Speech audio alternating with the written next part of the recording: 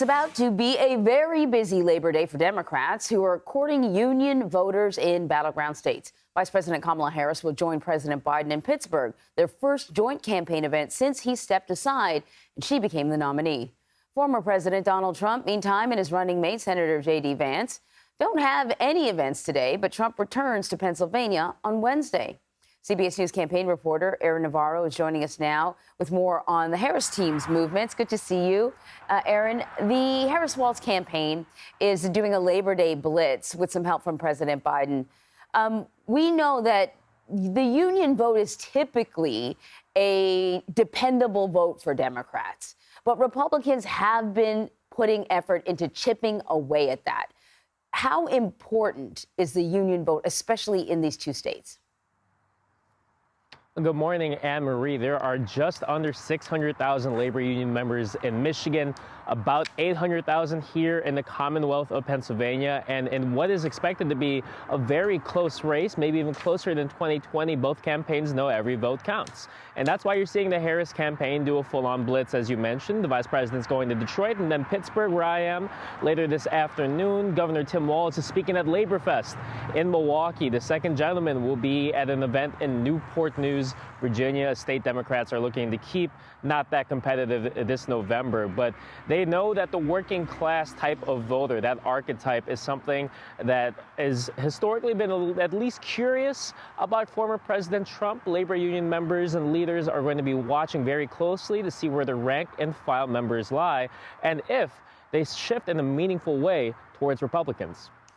Great point. I want to talk to you a little bit about some polling. The polling shows that the race remains definitely still in a dead heat. There's one big survey out Sunday that suggested Harris got no notable convention polling bounce, which I don't think is a complete surprise because, you know, once she shifted to the top of the ticket, there was this groundswell of enthusiasm, which, you know, one could say that would have been what happened after perhaps the DNC. Instead, she got it before. But Trump is also a little bit ahead in some key issues when we're talking about economy, you know, the inflation, border security. How is the Harris campaign kind of working to close the gap on some of these key issues? Well, the Harris campaign stance is that they are still the underdogs in this race. They know they obviously saw a lot of momentum going into that convention, but the worry and the question on most of the Democratic faithfuls' minds that when I was talking to them in Chicago is how do we keep this going? And in part, they see an opening to define Harris. They don't think that she is well known at least, as former President Trump in most voters' eyes. That's why they have $370 million reserved in ads from now until November.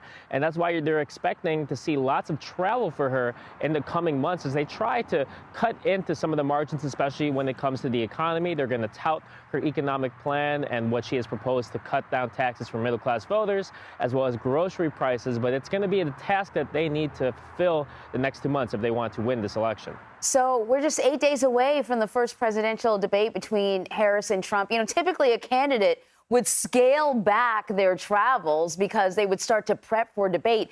Harris really doesn't have that option. She's got to do both simultaneously. What do we know about how she's preparing?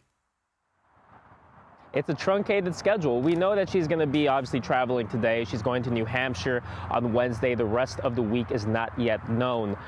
We know that there is still a debate over debates. The microphone issue and whether that will remain on, I'm told, is still being negotiated with ABC, the network hosting that debate. Trump's team is okay with it being muted, saying it's the same rules as the CNN one. Harris over the weekend kind of goaded Trump and saying that she believes his handlers don't want the mic to be on because they're afraid of what he might say. So we'll see how that gets resolved in the next coming 8 days. You're right, until the debate. All right, Aaron, thank you.